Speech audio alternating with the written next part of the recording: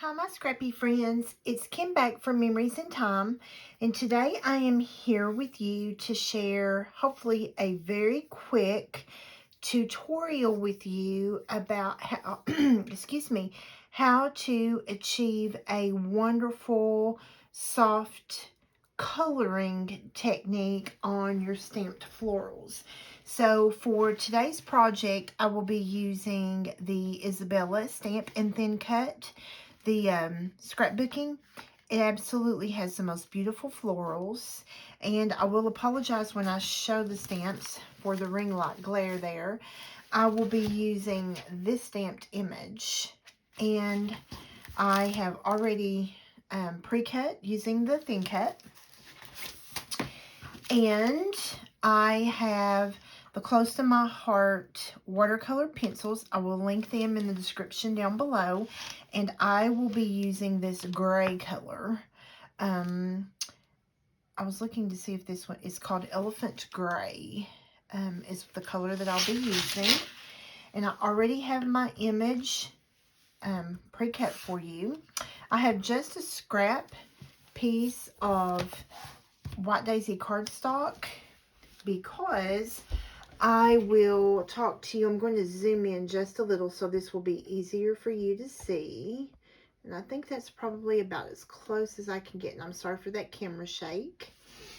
So I'm starting with Mink ink. I'm going to stamp, and I will leave this color linked for you down below. And when I stamp, I like to, even though I'm using the back side of my pad, I like my Versamat, I like to still use the foam insert that comes with your stamp.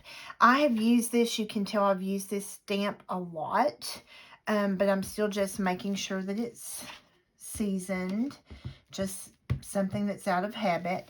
And then whenever I ink up, I just sort of walk it, dance it across the pad.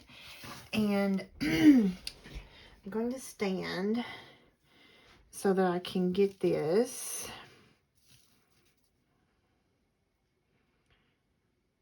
And this is just demonstration purpose for you. And I'm just holding down for just a moment. Letting that White Daisy soak that up. And then here is our stamped image. And I love the soft subtleness of that Mink. I'll link that down below. Stamp Shammy is the most wonderful thing in the world to clean your stamps with. You just wet it, wring it out, and then just rub it across your stamps. And then always make sure to peel your stamp off easy. Put it back on your carrier sheet. And now, to color this, I'm going to leave it on that mat, okay? And so the reason I said that you need a piece of scrap paper is the type of coloring that I'm going to be doing works really best if you have a flat point. And I don't know that you can tell, I already have a flat point, but just to make sure you have a flat point, color a little to make sure. So what I like to do when I color, and hopefully you'll be able to see this, what I like to do, make sure that I'm in camera there, is I like to start with the parts that I know I want a little darker. And I'm going to flip my Versamat over because I think it will do better without that foam.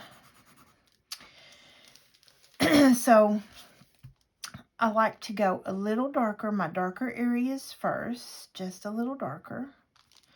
And then I'm going to, and it's better if you start with a light hand because you can always come in a little darker. And I'm going to tell you, that spot right there, I don't like how that looks. So I'm just going to take a pencil eraser and go right over that. And I'll come back to that. And now I started with a light hand, and if I want to go a little darker, I can. And all I'm doing right now is just focusing on the places where I know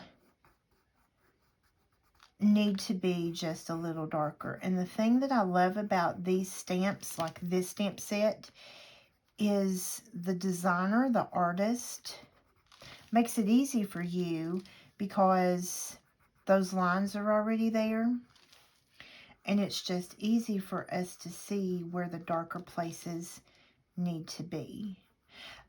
Finding out where shadows go, where, like, I do not have an artist eye. That's hard for me. I have a really difficult time thinking about where light would be and where darkness needs to be. I really struggle with that for some reason. And so whenever we have these stamps that have these markings on them for us, I love when that happens because it just makes it easy for me to know, okay, I need to come in where these marks are, do my shading or my shadowing there. Now this, again, is Elephant Gray, and it gives just a soft color to that, very soft. Let me pick this up and see if you can tell that it has some shading on that. Can you tell it sort of has some shading on that? Now, one thing I could do, if I wanted that to be smoothed out a little, is just take your, now this looks like it's stained. It is stained, but trust me, it's just a clear water brush. And I can just make sure there's not a lot of water in that. And I can come, since these are watercolor pencils, if I want to soften that up a little, I can just come in and just move it around, trying not to pull the ink from the stamped image itself, but just add enough water that I can soften down where the pencil went. So if there are any kind of lines I'm not happy with, I can just do that, and it really, really softens that down. And the key here is make sure your water brush doesn't have a lot of water in the tip. I'll leave a link for that down below also. So the reason, the thing that prompted me to do this video was lots of people commented. I shared this on several groups, and lots of people commented on this flower cluster. Now, I wasn't real particularly happy with the greens that I had on the leaves, but in the long run, it'll work out. And I may end up taking this water brush over them to see how I feel about them. But I absolutely love what happened with the flowers on this layout, and so that's what prompted this. So hopefully you enjoyed this quick little tutorial, and I will link all the products down below. And this Mink, if you do not have this Mink ink, here's the item number. I'll leave this link down below. This is fabulous, fabulous for stamping things that you want really delicate, dainty, and pretty. All right, guys, thanks so much. Hopefully you enjoyed. Please like and leave a comment if you're interested in following along on my scrappy journey. Make sure to subscribe and hit the notification bell. Thanks, and happy scrapping.